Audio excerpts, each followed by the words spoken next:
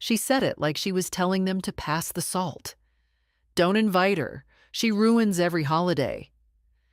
I was standing in the kitchen doorway, holding a tray of cookies, hearing my own daughter's voice slice through me like a dull blade. They didn't know I was home. Or maybe they did and didn't care. I'd come back early from the market because I forgot cinnamon for the pie, and when I stepped inside, I heard them in the living room. Emily, her brother Joseph, and his wife Dana, talking, planning, laughing, about Christmas, about not including me. I didn't make a sound, just stood there with that tray in my hands, hands that had packed their school lunches, mended their Halloween costumes, buttoned their coats when they were too small to do it themselves. She just hovers, Dana added, laughing a little too loudly. Asks questions, comments on everything. It's exhausting. You know she'll bring those weird little gifts again, Joseph chimed in. Like socks from the dollar store. Who even wants that? I don't want the kids picking up on her gloom either, Emily said, a sigh in her voice. Last year, she spent half the dinner talking about the flu she had in 1983. They all laughed. I stood still. In that moment, I didn't feel 75. I felt 5. Standing behind a door I wasn't meant to open, hearing things no child or mother should hear. I didn't cry. That would have been a luxury. I just placed the tray gently on the counter and walked upstairs to my room. I sat on the edge of the bed. My feet didn't touch the floor the way they used to. Somewhere over the years, I'd shrunk. Just a little. Just enough to be invisible, I suppose. I looked around the room, framed photos, handmade ornaments from when Emily was in 3rd grade, Joseph's little clay turkey from kindergarten, a crocheted angel I'd made one year when we couldn't afford a store-bought tree topper. I had been planning to host, as usual. Not because they asked, nobody ever asked, but because it's what I did. I was the glue, the house with the big wreath, the ham in the oven, the stocking for every name. Even Dana's dog had one. Apparently, that wasn't enough to make me wanted. I looked at my planner on the nightstand. The list was already there. Menu, grocery items, notes for gifts, candle placements. I'd started preparing the month before, just like always. Just like my mother did, and her mother before her. I didn't know how not to prepare. Didn't know how to sit still while the world dressed up in red and gold and left me behind. The house was quiet now. They must have left. Maybe they thought I'd be too confused to notice, old enough to be dismissed, too old to matter. But I was still me. Still Maybelle Richardson, born in 1948 to a mother who made soup from bones and bread from scratch. I knew how to hold my tongue, and I knew how to hold a grudge. But more than anything, I knew how to pay attention. They'd get their Christmas. Oh, yes. Just not the one they were expecting. I rose from the bed, slowly, the way you do when your knees remind you they've carried you long enough. I walked to the mirror, adjusted my cardigan, smoothed my hair. My reflection looked calm. Maybe even cold? They thought I ruined holidays? I smiled to myself. Let me show them what ruined really looks like. When Emily was little, she used to call Christmas the sparkle time. I remember her dragging a blanket across the living room floor, wearing her brother's old snow boots, and singing carols she half remembered. She believed in everything then. Santa, magic, me. Back then, we didn't have much. One year, Joseph got a second-hand fire truck with a missing ladder, and Emily cried because she thought Santa forgot to come. I spent that night stitching a red scarf from leftover yarn and told her it was a special gift only kind children received. She wore it every day for a year. There were no catered dinners, no photo backdrops, no imported cheeses on glass platters, just chipped plates and casseroles with too much salt. Laughter that came easy. My husband, Thomas, carving the turkey like it was an art form, even though we both knew his hands weren't as steady as they used to be. He'd wink at me across the table, that slow, knowing smile of his, the one that said, "We're tired, but we made it." Again. He's been gone 11 Christmases now. That first year without him, I couldn't bring myself to hang the stockings. I just sat on the couch while the radio played Silent Night, and I thought, they'll come. The kids will come and help. But they were busy. Work. Schedules. Weather. Always something. Eventually, I learned to do it all myself. And maybe that's part of the problem. Maybe I made it too easy for them to let go. I covered their absences with excuses, smiled through their silences, made the house look warm even when it felt cold. I didn't want them to feel guilty. I just wanted them to come back. But they didn't come back. Not really. And when they did, it was as guests. They brought wine I didn't recognize, talked about mortgage rates and plant-based diets, made jokes I didn't understand, and gave gifts that felt like obligations. Gift cards, candles with strange scents, scarves that looked like they'd been picked up in a rush at a store near the office. They loved to correct me gently. "No, Mom, it's pronounced quinoa." Or, "You shouldn't say that anymore. People find it offensive." I tried to keep up, but there was always something new to be wrong about. And yet, I kept setting the table. I kept buying the cranberries even though no one ate them. I kept playing the old records even though Joseph would switch to Bluetooth speakers. I kept asking them about their lives, even though they never asked about mine. When Dana miscarried, I sent flowers and called every day for a week. She never picked up. When Emily's husband left her, I offered to help with the girls, but she said they had a system already. When Joseph was laid off 2 years ago, I transferred $3,000 to his account without a word. He never thanked me. Maybe he thought it came from nowhere. But it came from me. All of it came from me. So when they sat in my living room, sipping coffee from my cups, on my couch, surrounded by my memories, and said I ruined holidays, I realized something. It wasn't just about Christmas. It never was. They didn't want me. Not really. They wanted what I gave them. The space, the food, the money, the reliability. They didn't want my presence. Just my presence. That night I sat at the kitchen table and made a list. Not of groceries, not of gifts. A real list. What I've done, what I've given, what I've tolerated. Every check, every loan, every favor. Every skipped doctor's appointment so I could afford another birthday cake. Every time I'd said, "I'm fine," when I wasn't. It was a long list, and I wasn't angry. Not exactly. I was just finished. Done pretending not to notice. Done covering their absences with smiles. Done earning a seat at a table I built with my own hands. I folded the list and tucked it into the drawer next to the stove, the one where I keep the warranty papers and old receipts, just in case I needed reminding. In the morning, I took down the boxes from the attic, the ones labeled Xmas in thick black marker. I opened them one by one, touching ornaments wrapped in tissue paper, Thomas's tree topper angel, Emily's glitter star from second grade, a ceramic gingerbread man missing one leg. They looked tired, all of them. Tired and loyal, like me. I packed them back up, taped the boxes shut.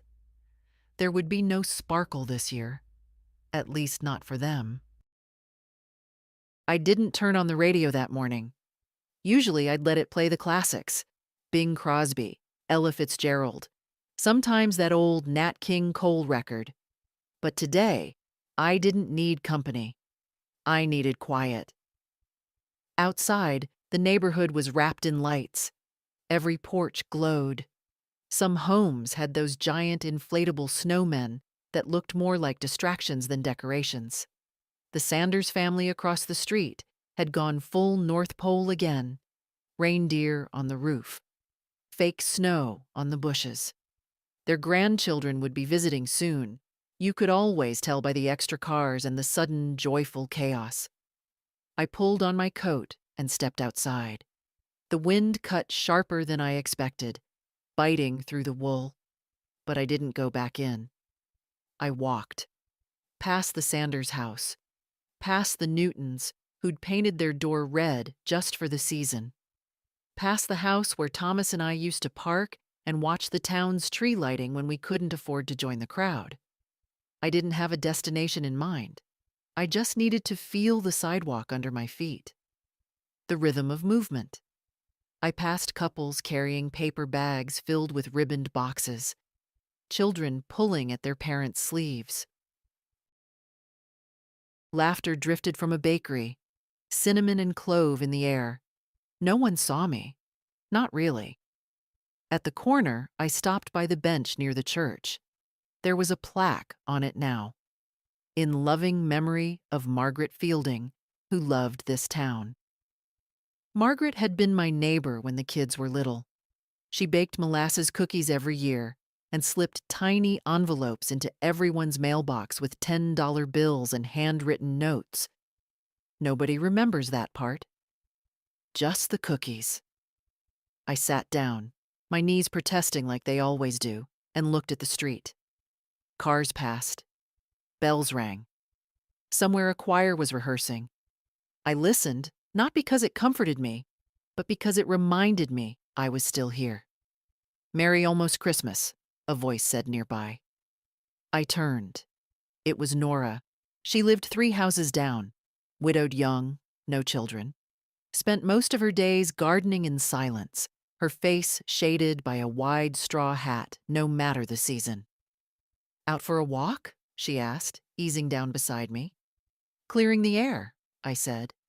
She nodded like she understood. Maybe she did. "They coming this year?" she asked after a pause. I didn't answer right away. Just stared at the Christmas wreath hanging on the church door across the street.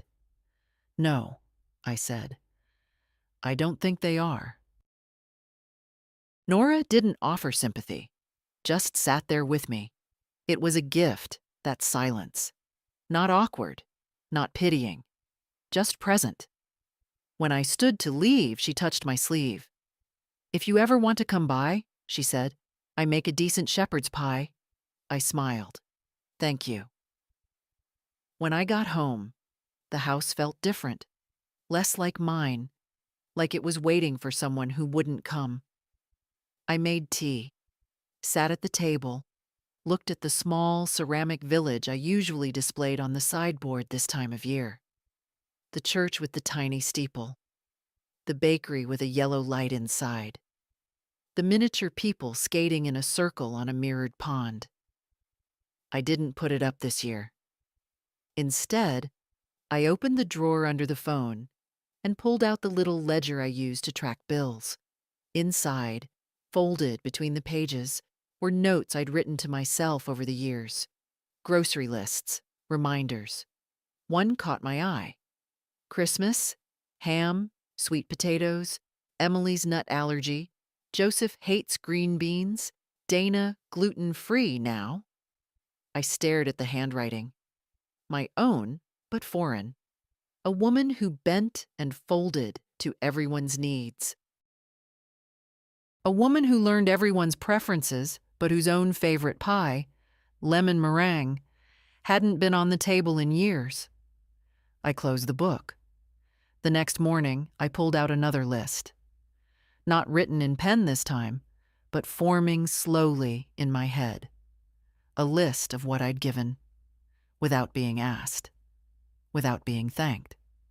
The mortgage payment after Joseph lost his job. The down payment on Emily's first house. The 3 years of private preschool for the twins. The dentist bills. The car repairs. The wedding deposit they couldn't cover. I remembered sitting in that bank office, signing wire transfers, writing checks, always smiling, always saying, "Of course, sweetheart, that's what family is for." And maybe it is. But family is supposed to be more than a transaction. That night, I slept without setting an alarm. I let the sun wake me, just as it did before the years began piling on top of me like snow on a roof.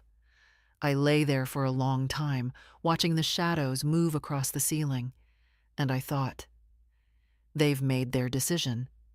Now I'll make mine. The ledger was older than the wallpaper in the guest room. Its corners were soft, the cover curled at the edges, like an old leaf left too long in a book.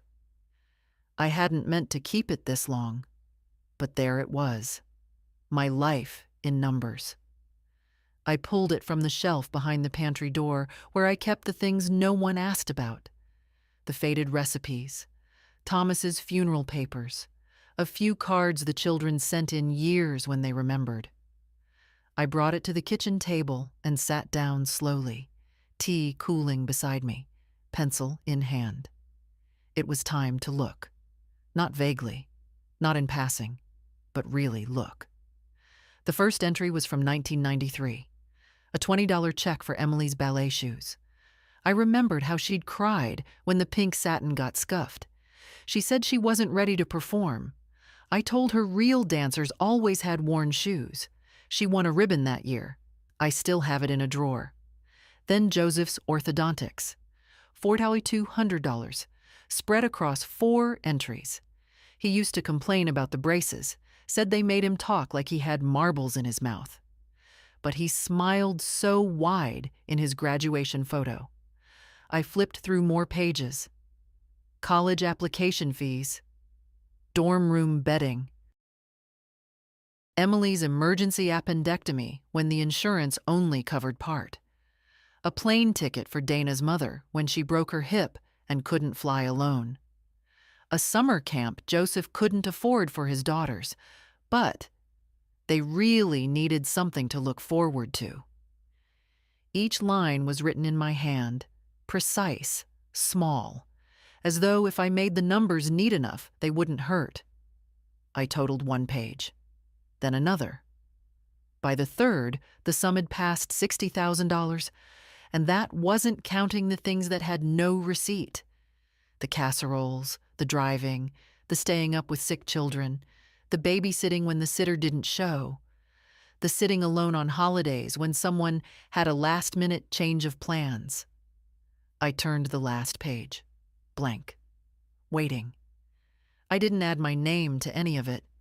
That struck me. Not once in 30 years had I written down what I needed, what I missed, what I gave up. I rose from the table and opened the cabinet above the fridge.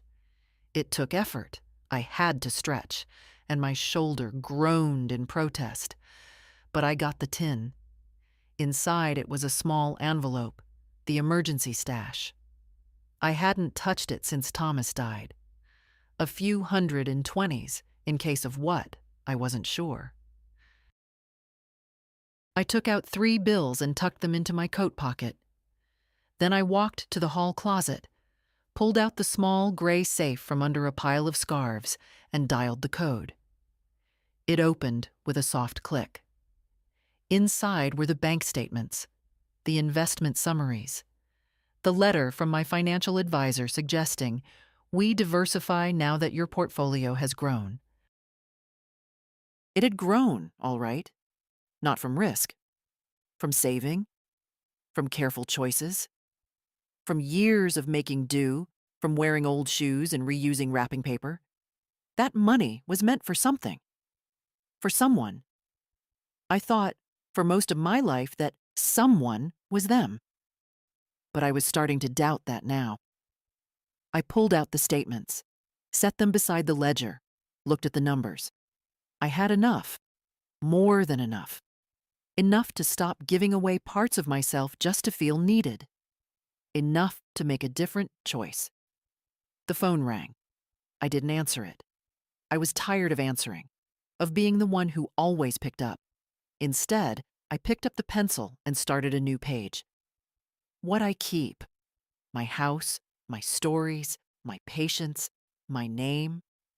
What I no longer owe: forgiveness to those who never ask, excuses for those who forget me, seats at tables where I'm only tolerated. I underlined the last line twice. Then I closed the ledger, placed it back on the table, and went to make myself dinner. Just for me. No substitutions. No gluten-free. No adjustments. Just a warm bowl of lentil stew, heavy on the garlic, the way I like it. As it simmered, I stood at the window, watching lights flicker on across the neighborhood. In the warmth of the kitchen, with the scent of onions and thyme rising into the air, I felt something unfamiliar. Something I hadn't felt in a long time. A sense of being whole, not useful, not accommodating. Whole. Tomorrow, I'd go to the bank. Tonight, I'd eat. And I wouldn't clean up right away. Let the dishes sit. Let something, for once, be only mine. The bank opened at 9, but I was there by 8:45. I stood outside with my gloved hands in my coat pockets, watching the reflection of traffic in the wide front windows. Frost still edged the glass in lace patterns, the kind of cold that stung a little, even through wool. I was the only one waiting. A young man in a navy blazer unlocked the door at exactly 9. He smiled, polite but distant, the way young professionals do when they assume you're just another pensioner coming in to ask about your balance. "Good morning," he said. "Can I help you?" "I'd like to speak with the account manager," I replied. He hesitated, then gestured toward a row of leather chairs near the windows. "Of course, if you'll just have a seat. Someone will be right with you." I sat. The bank had changed in the past few years. Sleeker now, less human. No more tellers behind thick glass, no more deposit slips on the counter. Just screens and sleek fixtures and chairs that looked nice but didn't offer much comfort. A few minutes later, a woman in her 50s approached. Crisp blouse, smart haircut, a calm kind of competence in her face. I liked her immediately. "Mrs. Richardson?" "I'm Helen Montgomery. I believe you've worked with my colleague Ron, but he's on vacation this week. I'll be happy to assist." I followed her into a private office. Glass walls, discreet blinds, a framed landscape on the far wall. She gestured to a chair across from her desk and waited until we were both seated before folding her hands neatly. "What can I help you with today?" I took a breath. "I'd like to cancel all scheduled transfers and payments connected to the Richardson Family Trust." Her eyebrows lifted, just a hair. "All of them?" "Yes. Effective immediately." She nodded, tapping her keyboard. "May I ask why?" "Just for record keeping." "No one's counting anymore," I said evenly. "But if you need a reason, consider it a reallocation of trust." Helen didn't flinch. "Understood." She worked in silence for a few minutes, eyes scanning the monitor. I watched her reflection in the glass behind her, the movement of fingers and focus. "You have 17 active recurring transfers," she said at last. "Mortgage support for Joseph Richardson, tuition assistance for Natalie Richardson, credit card payments for Emily Jenkins, a vehicle lease in your name, registered to Dana Richardson, and several quarterly gifts labeled as family support." I nodded. "Cancel them all." "There may be some pending withdrawals for this month's cycle," she added. "I'm aware. I'll absorb the difference." She paused. Would you like to redirect those funds elsewhere? A new account? Or perhaps we can schedule a meeting to update your investment goals. I considered. Yes, I said finally. I'd like to create a separate account in the name of Nora Walker. She blinked. I'm sorry? Nora Walker, I repeated. She lives 3 doors down from me. I want to set up a small annual distribution in her name. Nothing fancy. Just enough for someone who always remembered to wave. Helen looked at me for a long moment. Not pitying, not patronizing, just seeing. I'll draft the paperwork. While she typed, I glanced around the room. A framed certificate on the wall. A plant that looked too green to be real. A snow globe on her desk. Glass dome. Tiny cabin. Evergreen trees inside. Someone must have given it to her. It looked personal, not corporate. You know, I said softly, I used to think money was a kind of love. Helen looked up. Not the greedy kind.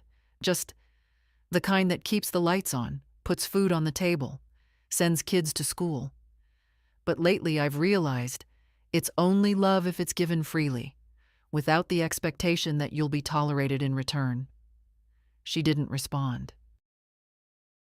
She didn't need to. 10 minutes later, I signed 3 documents and confirmed with her assistant that all future access to the trust was revoked unless otherwise authorized.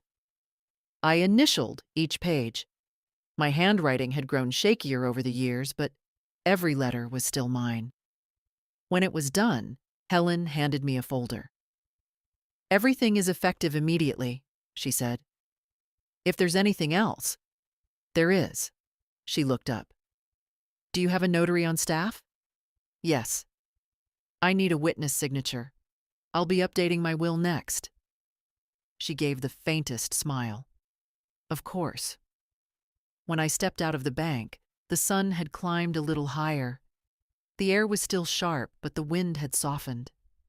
I walked down Main Street with the folder in my bag and my hands free. For the first time in years, I didn't feel like I owed anyone an explanation. And for the first time in my life, I knew exactly where my money ended and where I began. The lawyer's office sat on the corner of Maple and Fifth, above a bakery that always smelled of butter and sugar. I'd walked past it 100 times, but hadn't been inside since Thomas and I signed our mortgage papers there almost 40 years ago. The same brass plate still hung by the door. Whitaker and Sons, attorneys at law. The and Sons had been polished so often it was nearly invisible now. I doubted there were any Sons left in the business. Inside, the reception area was warm, the air faintly sweet from the bakery below. A young woman with hair the color of coffee greeted me with a bright, professional smile. Good morning. Do you have an appointment? Yes, Mabel Richardson. 11 o'clock. Of course, Mrs. Richardson. Mr. Whitaker will be right with you. I sat down on the leather bench near the window.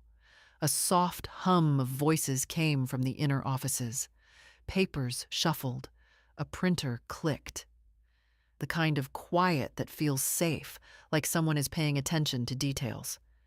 When the door finally opened, I half expected a stranger. Instead, a familiar voice called my name. Mabel! My goodness, it's been what, 20 years? I looked up, and there he was. Arthur Whitaker. Not the father I remembered from the old days, but the son, Arthur Jr., apparently not so invisible after all. He was gray now, with kind eyes behind his glasses, and the same slight stoop Thomas used to get when he'd been reading too long. It's good to see you, I said, though I suppose people only come to lawyers for serious reasons. He chuckled. Usually, but sometimes for necessary ones. Come in. His office hadn't changed much. Bookshelves heavy with leather spines, a brass lamp on the desk, a single framed picture of his wife and 2 daughters. the kind of space that made you lower your voice without realizing it. "So," he said, easing into his chair, "what brings you in today?" I opened the folder from my bag, the one Helen from the bank had neatly labeled. "I need to make some changes to my estate plan." He took the folder, scanning the first few pages, nodding slowly. "You've already canceled the recurring transfers?" "Yes, all of them." "Good. That simplifies things." He looked up. "May I ask what prompted the change?" I hesitated, then said simply, "A conversation I wasn't meant to hear." He didn't pry, just nodded, the way men of a certain age do when they understand the shape of a wound without needing to see it. "All right," he said. "Tell me what you'd like to do." "I want to remove both of my children from the will. Completely." He blinked once, but not in judgment. "That's your right. Any alternate beneficiaries?" "Yes." I took out a small slip of paper with Nora's name and address. "I'd like to set up a trust in her name, for maintenance and care of the house, should anything happen to me. She's been a good neighbor, kind." He smiled faintly. "That's unusual, but not unwise." "And another trust," I added, "for a scholarship fund, in Thomas's name, for local students in trades, plumbing, carpentry, electrical work. Something useful. He always said the world needed more people who could fix things." Arthur's smile deepened. He was right. We discussed the logistics, the taxes, the paperwork. He explained every clause, every signature line. I listened carefully, asked questions when I needed to, and initialed each page with a steady hand. When we were done, he leaned back slightly. "You're thorough, Mabel. I appreciate that. After 75 years, you learn to read the fine print," I said. "It's where the truth usually hides." He chuckled softly. "Would you like me to notify your family of the changes, or keep it sealed until necessary?" "Keep it sealed," I said quickly. "Let them find out when it matters, if it ever does." He nodded. Understood. For a moment we sat in silence, the kind that carries weight but no discomfort. Then he said quietly, "You know, I handled my mother's estate after she passed. She'd left small handwritten notes tucked inside her documents, little messages to people she loved. Sometimes that's what they remember most." I thought about that. "Maybe I'll do the same," I said. "But I don't think they'd read mine." He didn't argue, just stood, extended his hand, and said, "You've made good decisions today. Sometimes protecting your peace is the kindest thing you can do for yourself." Outside, the air smelled of fresh bread and cold wind. I walked to the corner, stopped, and looked back at the sign above the door. Whitaker and Sons. The and Sons still barely visible, but there, holding on, like me. I crossed the street, clutching the folder under my arm, and thought of Thomas. He would have smiled at the idea of a trade scholarship. He'd say something like, "You can't build a house on apologies, Mabel." He was right. I wasn't building anything new. I was reclaiming what had always been mine. The house was quieter than it had ever been, but it didn't feel lonely anymore. It felt clean, cleared out, like someone had finally opened the windows and let the stale air go. I didn't take the Christmas boxes down from the attic. They stayed right where they were, taped shut, tucked in the corner like sleeping dogs. I didn't need the paper snowflakes or the plastic garland or the stockings with names stitched in red thread, names that no longer came through my door. Instead, I went to the market and bought exactly what I wanted. No cart full of kid-friendly sides, no gluten-free stuffing mix, no sugar-free pies, because Dana's trying to cut back. Just what I liked, what I'd stopped liking only because no one else wanted it. A small turkey. Not a whole bird, just a breast. Enough for a few meals and a proper sandwich the next day. A bag of real cranberries, not from a can. Sweet potatoes, fresh rosemary, and one firm lemon for the cake I hadn't made since Thomas passed. He'd always said it tasted like December, if December had sunlight in it. When I got home, I set the ingredients out on the counter like old friends returning after too long. No rush, no pressure. Just the slow, steady rhythm of a kitchen breathing again. I baked the cake first. Lemon zest and butter filled the house. I didn't turn on the radio. I didn't hum. I just listened to the soft knock of the spoon against the bowl, the low hum of the oven, the wind brushing against the windows like fingers on a drum. I cooked for most of the day. Slowly. Without multitasking. Without interruption. The turkey came out golden, crisp at the edges. The cranberries burst with sugar and cinnamon. I didn't forget the salt in the potatoes. For once, I made the food exactly as I wanted.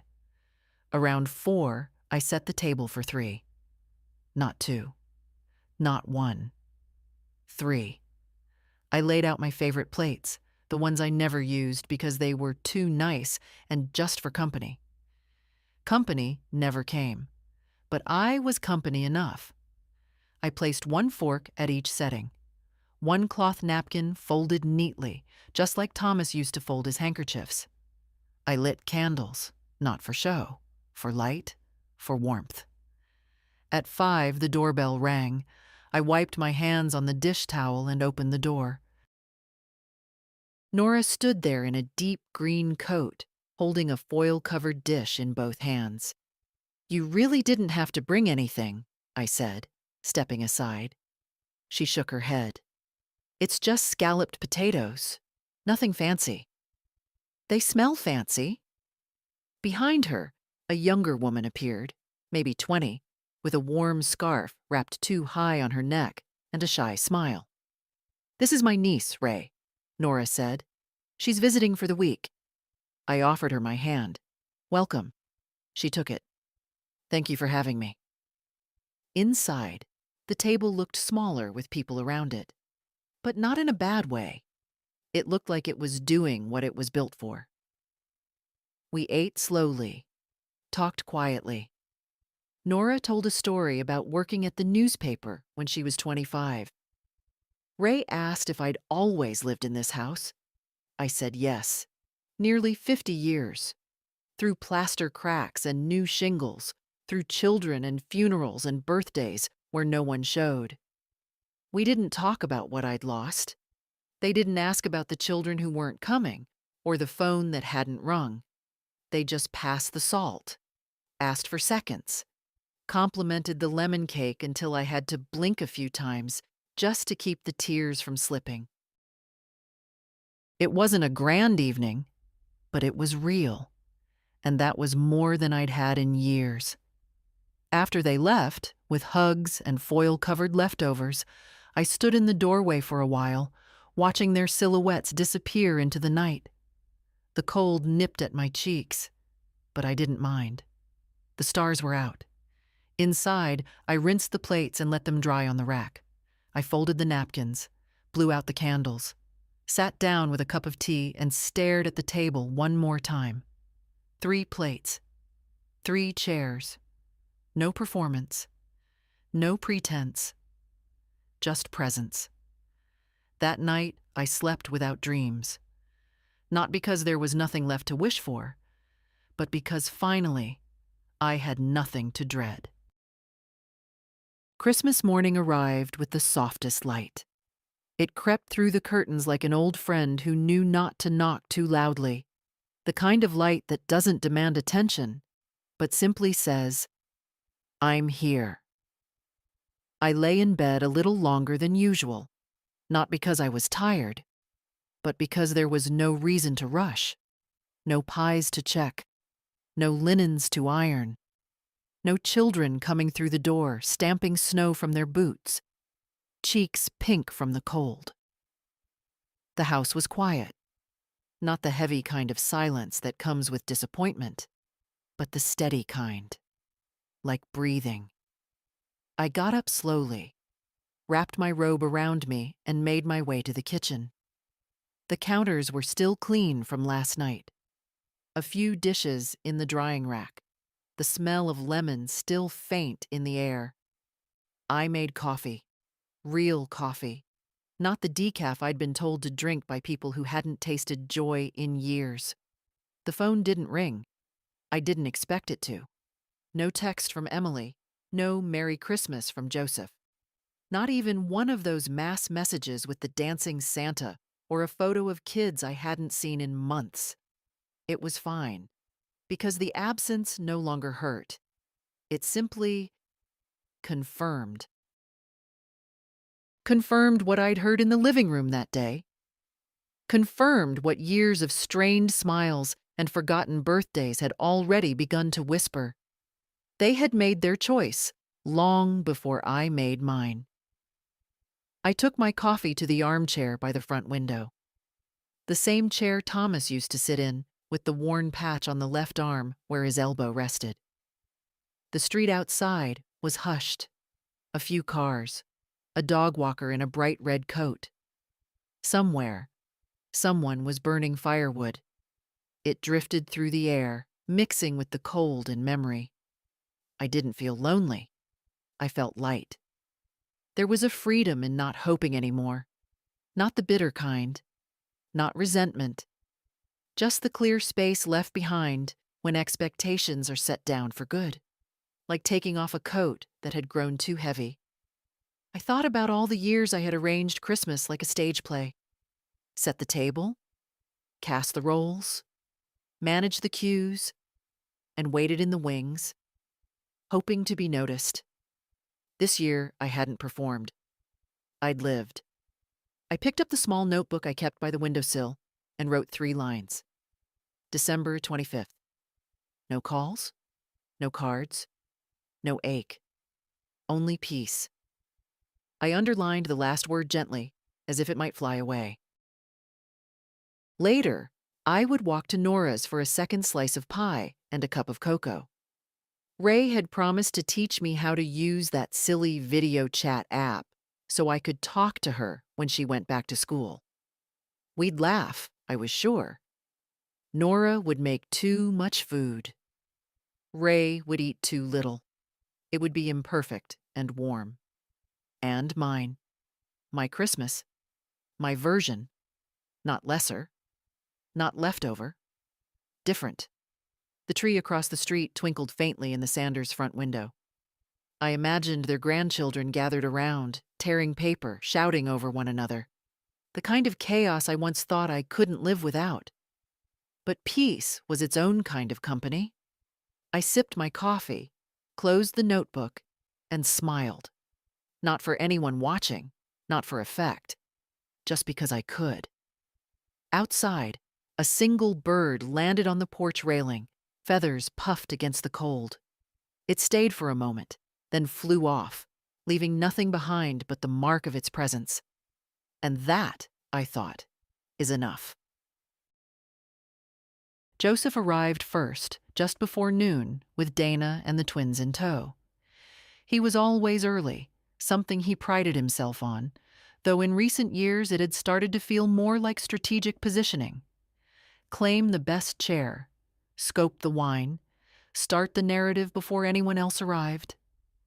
Emily showed up next, arms full of carefully wrapped boxes, and her voice already 3 notches above pleasant. "No one put the cider on?" she asked, glancing around the kitchen. "Mom always started it by now." "Well," Dana said, unpacking a tray of stuffed mushrooms she'd picked up from that organic deli on Brighton. "Mom's not here." They all paused for a second. The room held it, just long enough for someone to speak. No one did. The twins ran off to the den, arguing about which movie to put on. Joseph poured himself a drink. "I guess we should..." Start without her, Emily muttered, busying herself with arranging napkins, like that would fill the gap. The dining room looked the same. Same table, same chairs. Same red runner with holly stitched into the edges. Same dusty wreath hung on the hutch. But the house didn't smell right. No cinnamon, no turkey, no lemon cake cooling on the counter. And no handwritten place cards in Mom's careful script. Well, at least the caterer's on their way, Dana said, peeking at her phone. Scheduled for 1 right on time. But 1 came and went. No knock. No smell of warm trays or clicking heels across the porch. At 1:15, Joseph tried the number listed in the confirmation email. It went straight to voicemail. That's strange, he said, checking the calendar. Are you sure the order went through? I confirmed it last week, Dana snapped. The same as every year, just like your mother used to. Okay, he muttered. Don't get defensive. Emily appeared in the doorway, a bottle of wine in one hand. Is the food here yet? Dana shook her head. Still waiting. Emily frowned. Did you pay up front? Of course. Well, actually, no. It was supposed to be covered through the usual account. Joseph glanced at his sister. You used the house account? Yes. Why wouldn't I? We've done that the last 3 years. Emily's expression shifted, a tightness behind her eyes. I thought Mom managed those charges. Well, yeah, but she set them up to run automatically, remember? After the thing with the florist that one year. Joseph looked down at his phone, then back at Dana. Maybe you should check the account again. She did. She tapped, scrolled, frowned, tapped again. I'm locked out, she said. What? It's saying I don't have access, that there's no authorized user on file. Emily's voice cut in, sharp. That doesn't make sense. I transferred the deposit for the hall rental last week. It went through. Joseph's eyes narrowed. From Mom's account? Of course. He reached into his coat, pulled out his phone, and opened his banking app. A long silence followed. Well? Dana asked. Joseph looked pale. The mortgage payment didn't clear, he said quietly. Emily laughed, short and humorless. What are you talking about? I set it to autopay, like always, from her account. But it bounced. Says authorization revoked. Dana dropped her phone onto the counter. Okay, someone needs to call her, now. No, Joseph said. Let's not overreact. Maybe it's a bank error. Emily shook her head. You don't revoke access by accident. They all stood still for a moment. The house, once warm and bustling on Christmas, felt hollow, like a stage set with no actors who knew their lines. The twins came into the kitchen, complaining about the TV remote. Nobody answered. I'll call her, Emily said, pulling out her phone. Her voice was tight, controlled, the way she always got when her plans started to crack. She put the phone to her ear. 1 ring, 2, then voicemail. Again. Joseph checked his. Same result. Maybe she's just taking a nap, Dana offered, weakly. In the middle of Christmas Day? Emily snapped. When she knows we're all... She stopped herself. Because they all knew. They hadn't invited her. Not this year. Not on purpose. And now the cider pot was cold. The dining table was missing its centerpiece. The food hadn't come. The accounts were blocked. And no one, not a single one of them, knew how to fix it. Or whether they even could. It was Natalie, Joseph's oldest, who figured it out first. 17, sharp-eyed and quiet in the way that meant she heard everything. She'd slipped upstairs after the conversation in the kitchen turned into bickering, claiming she had a headache. No one stopped her. No one ever did. She wasn't really trying to snoop.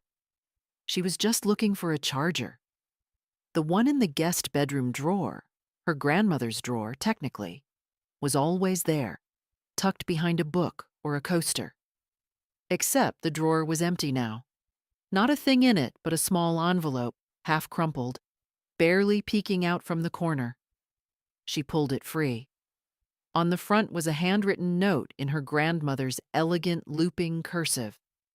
Catering. Confirmation. Deposit receipt. Do not remove. Natalie opened it carefully, more out of curiosity than intent. Inside were 2 folded pieces of paper. One was a printout of a payment confirmation from 3 years ago. The other, a bank statement from that same December. Both bore Mabel's name. She frowned. The statement showed the charge. $2,200. To the same catering company that hadn't shown up today. She rifled through the drawer a bit more. Under a stack of old sewing patterns, she found more envelopes, labeled by year, 2019, 2020, 2021. Each one with receipts for food, flowers, wine, even the holiday cleaning service. Mabel had paid for all of it, not through the house account, not through some nebulous family fund, not as a technicality. Her, every year. Even when they rolled their eyes about the centerpiece. Even when they joked about how she insisted on certain dishes. Even when she was asked to stay out of the way. Natalie sat on the edge of the bed, holding the papers in her lap. She remembered things now. Little things. The way Grandma always handed over her card without being asked. The way her name never appeared on the invitations. The way no one ever really said thank you. At least not like they meant it. And then, this year, how they'd spoken about her like a problem, like noise, like clutter. Don't invite her. She ruins every holiday. Emily had said it so casually, as if they were talking about folding chairs or tinsel. Natalie pressed the papers flat and put them back in the envelope. She took a picture of it on her phone, just in case. Then she returned everything to the drawer and closed it gently. Downstairs, the mood had shifted. Emily was pacing the dining room with her phone in her hand. Dana sat rigid at the table, arms crossed, mouth tight. Joseph was on hold with someone, maybe the catering company, maybe the bank. Nobody was smiling. Natalie stood at the top of the stairs and watched them. For a moment, she didn't know what to do. Say it? Wait. Would they even listen? Her dad barely looked up from his phone when she came down. "Where have you been?" "In Grandma's room," she said. "Looking for a charger." "Did you find one?" "No, just some receipts." He didn't ask what kind. She hesitated. "Did you know she paid for all this?" Joseph looked up then, confused. "What are you talking about?" Natalie reached into her back pocket and handed him the envelope she'd brought down with her. She'd taken only one, the latest one, the one labeled 2022. He unfolded the papers slowly. Read them again. Then he looked at her. "Where did you get this?" "In her drawer. She saved everything." Emily walked over. "What is it?" Joseph handed it to her without a word. She scanned the page, her mouth pressed into a hard line. "This can't be right," she murmured. "It is," Natalie said. "She paid for everything, every year." No one spoke.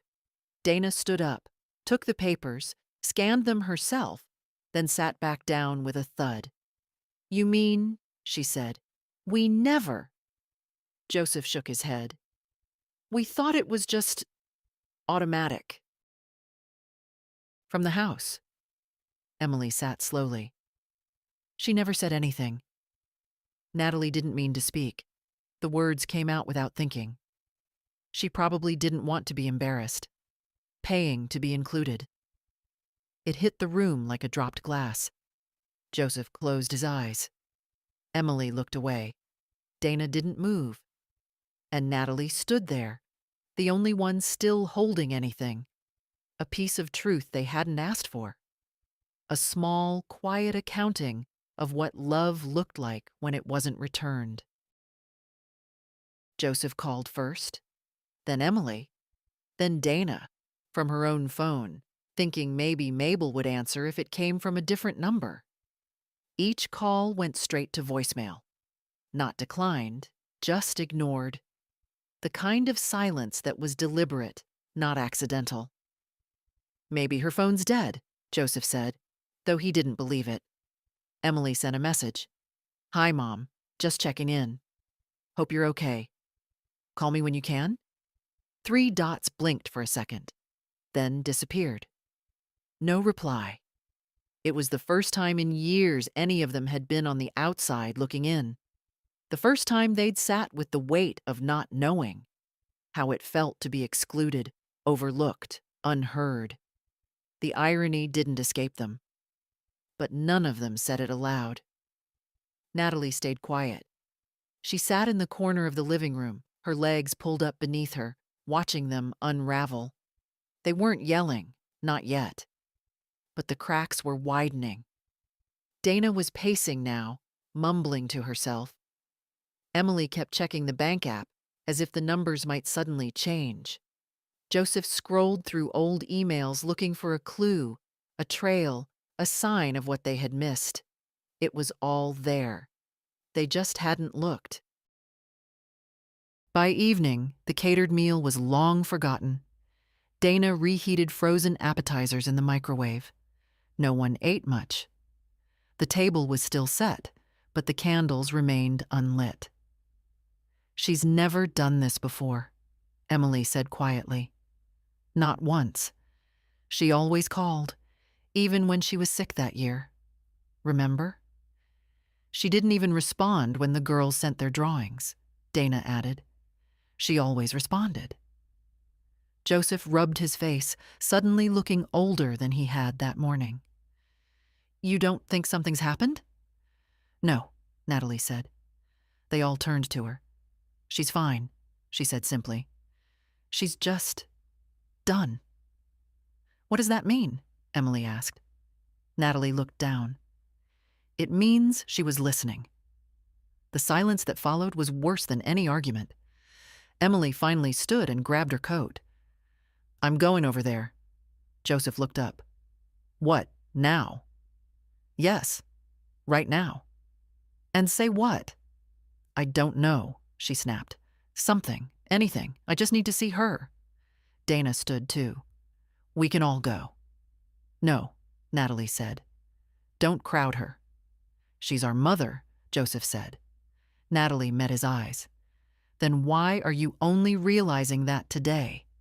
Emily flinched like someone had slapped her, but she didn't argue. Outside, the wind picked up, tossing loose pine needles across the porch. The inflatable snowman down the street had deflated, slumped against a picket fence like he couldn't hold himself up anymore. They didn't go to Mabel's that night. Not because they didn't want to, but because, for the first time, they understood something she'd always known. You don't get to walk into someone's heart just because you remember where the door is, especially not if you were the one who closed it. It was Joseph who came, alone, no wife, no children, no casserole dish wrapped in foil. He parked at the curb just after 10 in the morning, sat in the car for nearly 5 minutes before he worked up the courage to get out. His hands were empty. He'd thought briefly about stopping for flowers or a pie, but it felt wrong, like trying to buy back time with something sweet. Mabel saw him through the window before he rang the bell. She didn't flinch, didn't move, just watched. She knew that walk, shoulders square but not sure, hands shoved too deep into his coat pockets. The way he used to approach her as a boy when he'd broken something, and wasn't sure how much she already knew. He stood on the porch for a few seconds, then knocked. One solid knock, then stepped back. She opened the door. No smile. Just Joseph. His eyes flicked over her face. She looked the same, and somehow entirely different. There was something pulled back in her, like a tide that had decided it would no longer reach the same shore. "Hi, Mom?" She nodded slightly, said nothing. "Can I come in?" A pause. Then she stepped aside. The house was warm, not dressed up. No garland, no stockings. Just the faint smell of coffee and lemon from the cake she'd made 2 days ago. The table was bare. The tree, unlit.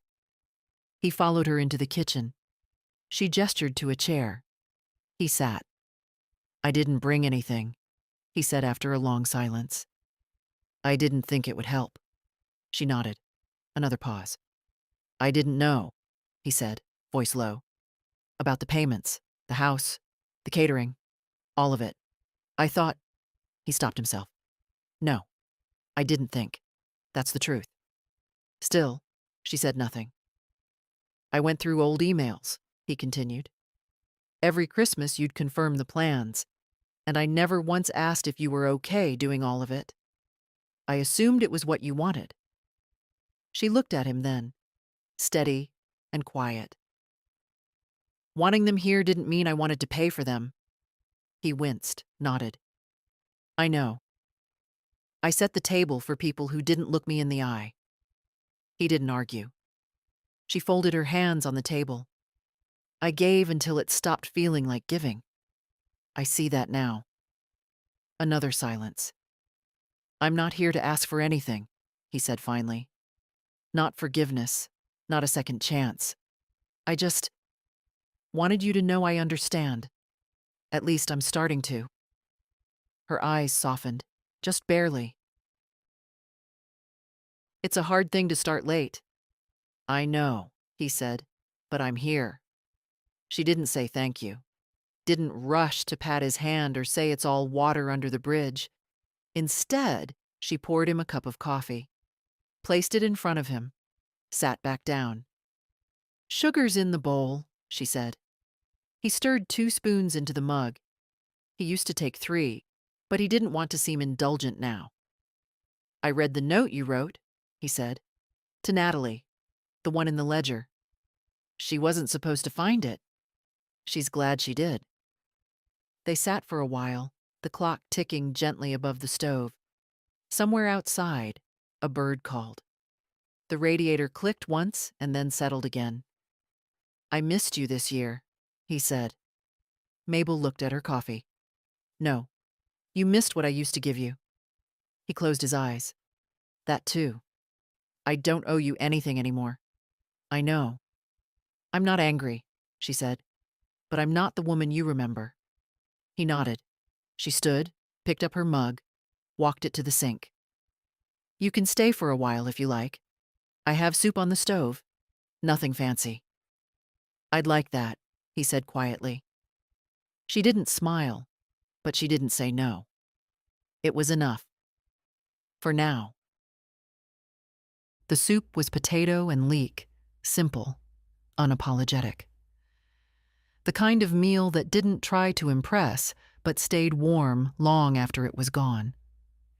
Mabel ladled it into 2 bowls without asking if he was hungry.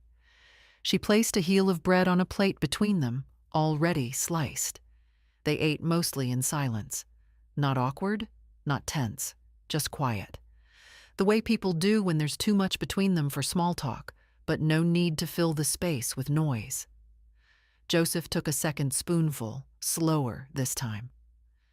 "This is good," he said. She didn't reply, just took a sip of her own. He looked around the kitchen.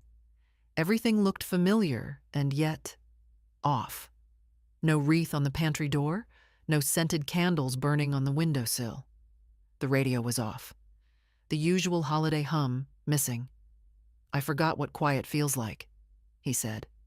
Still, she said nothing. "I don't mean that as a complaint." I know. A pause. He tore a piece of bread and dipped it into his soup. When did it start? He asked, not looking at her. The feeling that we weren't seeing you? She chewed slowly, swallowed. I'm not sure there was a moment.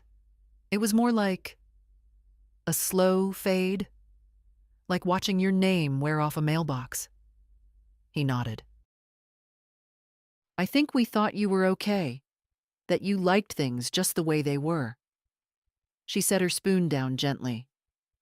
That was the story you needed, so I let you have it. He looked at her then, eyes full of something that might have been shame. And we never asked for the truth. You stopped visiting when there was no food on the table, she said, not bitter, just stating a fact. Stopped calling when the needs weren't yours. That tells me everything I didn't want to know. Joseph reached for his mug, realized it was empty, and set it back down. After Dad died, I think I expected you to hold everything together, like always. She raised her eyebrows slightly. Didn't stop to ask what it cost. No, he admitted. I didn't. She stood, took his empty bowl, carried it to the sink. Rinsed it. Let the water run. Joseph remained at the table, his hands folded, waiting, not expecting anything, but not ready to leave either. When she finally turned back, her expression was unreadable. But she sat again.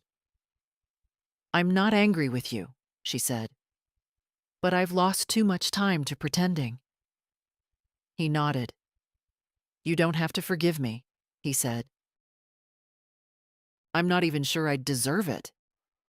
I'm not looking to punish anyone, she said. I'm just done being erased. He looked down. The wood grain of the table was worn smooth near the edge. He remembered tracing it with a toy car as a boy, back when she used to hum while washing dishes, before everything got quiet for the wrong reasons. Do you think we can... He stopped, started again. Can we visit again sometime? You and me? No plans? No holidays? She didn't answer right away. Then, gently, you can visit, but you leave the hunger at the door. He met her eyes. I will. They sat for a few more minutes. The wind brushed the windows. A creak in the floor above reminded them the house still held its breath from time to time. Joseph stood slowly. I should let you rest.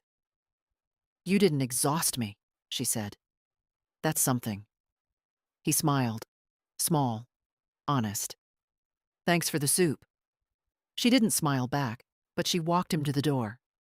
Drive safe. He turned before stepping onto the porch. Mom? Yes? I see you now. She nodded. We'll see. Then she closed the door. Not hard, not soft, just enough. Emily came 3 days later, not on a holiday, not dressed up, just in jeans, a wool coat too thin for the weather, and that familiar, determined walk that always meant she'd made up her mind and no one was going to stop her. Mabel saw her from the kitchen window. She didn't go to meet her. She stayed by the sink, drying her hands slowly on a linen towel. Let the knock come. Let the pause follow. It did. 3 soft raps, then nothing. No doorbell, no calling out. Just waiting. Mabel opened the door. Emily was holding a tin of tea. One of those fancy kinds, with a ribbon still clinging to the lid like she'd pulled it off last minute from a gift basket. She held it out like an apology. I didn't come to talk you into anything, she said. I just wanted to see you. Mabel looked at the tin, then at her daughter. Come in. It's cold. Emily stepped into the warmth like someone unsure of her place in it.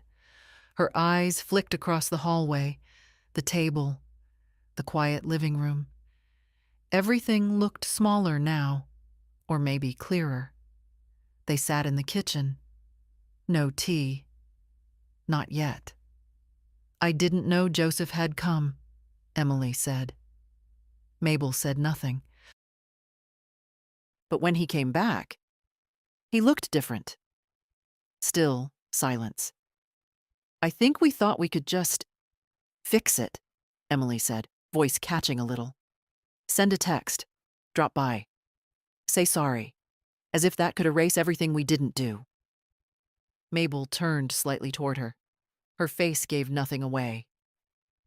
You kept feeding us, Emily went on, and we kept forgetting to ask if you'd eaten. She laughed once, bitter and small. You know, I used to think you were stubborn, always doing things your way, refusing help. But maybe we never really offered it. Mabel folded her hands in her lap. Her fingers were still damp from the dishes. She didn't speak. But her silence wasn't cold. It was just full. Emily stared at the floor. I don't know how to come back from this. You don't, Mabel said, calm. You start somewhere else. Emily looked up. Can I? That's up to you, Mabel said. I've stopped starting for other people. Emily blinked hard, then nodded. She didn't cry, not quite. But her hands trembled slightly as she pushed the tea tin across the table. I didn't bring it for the gesture, she said.